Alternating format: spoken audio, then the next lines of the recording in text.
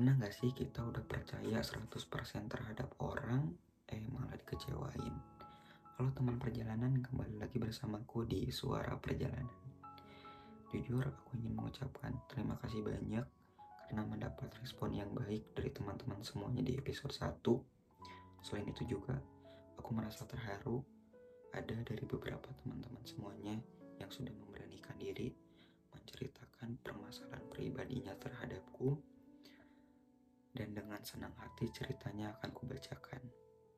Ternyata teman-teman semuanya, kita memiliki banyak kesamaan, salah satunya yaitu ketakutan akan bercerita terhadap orang lain.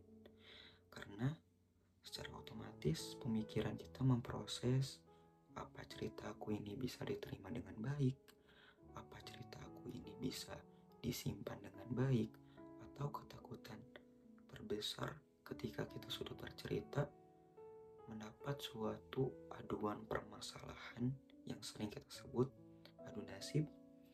Niat hati ingin merilis kepenatan, malah mendapat suatu penambahan beban pikiran. Teman-teman perjalanan, di setiap suara perjalanan aku akan membagi menjadi 3 segmen. Di segmen pertama, aku akan menyapa teman perjalanan bagaimana harinya. Di segmen kedua, aku akan menceritakan atau membacakan cerita-cerita dari teman perjalanan. Di segmen ketiga, refleksi bagi diriku sendiri. Dan kali ini ada dari salah satu teman perjalanan yang bercerita tentang kebingungan tentang arti pertemanan dan rasa percaya yang berubah jadi kecewa. Jadi intinya aku masih bingung sama yang namanya teman. Sebenarnya mereka tuh ada gak ya? Terus definisi teman itu, apakah kita yang ngejar atau mereka yang menghampiri? Kalau kita yang ngejar, kenapa kita yang capek? Dan kalau nunggu mereka menghampiri, gak tahu sampai kapan harus nunggu. Aku pernah ada di posisi udah deket banget, sampai mereka bilang, kita harus terus bareng-bareng ya, sampai lulus kuliah, support satu sama lain.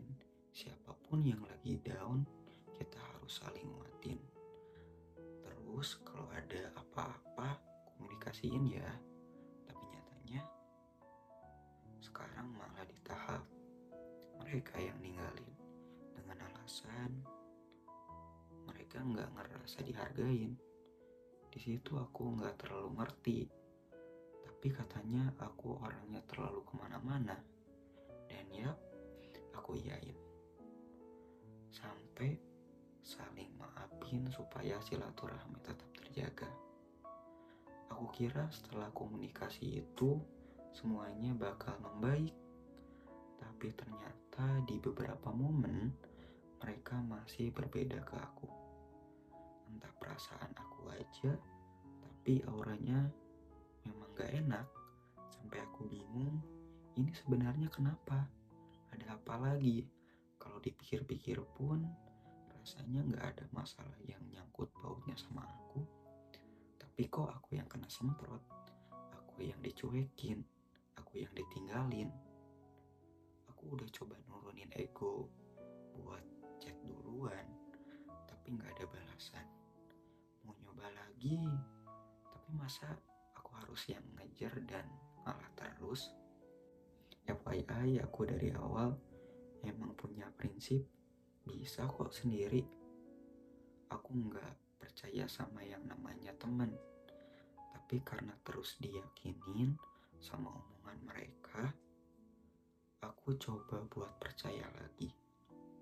Dan pas hampir sampai puncaknya percaya, malah ditunjukin fakta-fakta kalau teman yang beneran teman itu emang gak ada.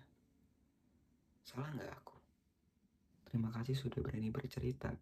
Jujur cerita ini nyentuh banget bagiku, karena aku yakin banyak dari kita juga yang merasakan di titik bingung sama arti pertemanan.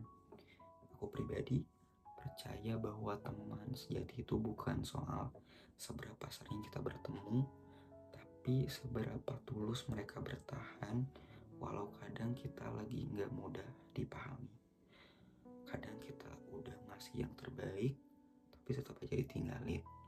Dan itu sakit, tapi di situ juga kita belajar. Ternyata nggak semua orang yang datang akan menetap. Kalau sekarang kamu merasa sendiri, jangan buru-buru nyalahin diri kita. Percaya, itu memang butuh keberanian.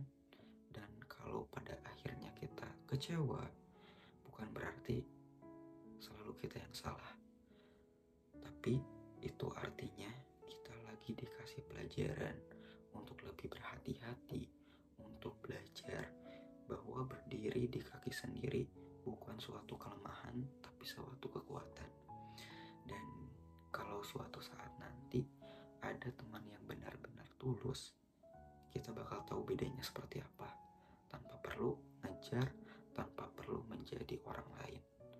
Terima kasih buat teman yang udah berbagi cerita.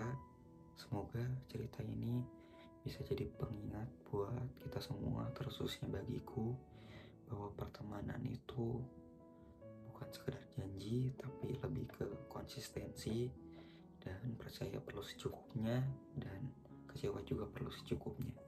Kalau kamu juga punya cerita yang ingin aku bacain di Suara Perjalanan, boleh banget dikirim lewat DM atau nanti aku share linknya, karena perjalanan bukan cuma tentang aku, tapi juga tentang kamu dan tentang kita semua. Bertemu lagi di Suara Perjalanan di episode selanjutnya.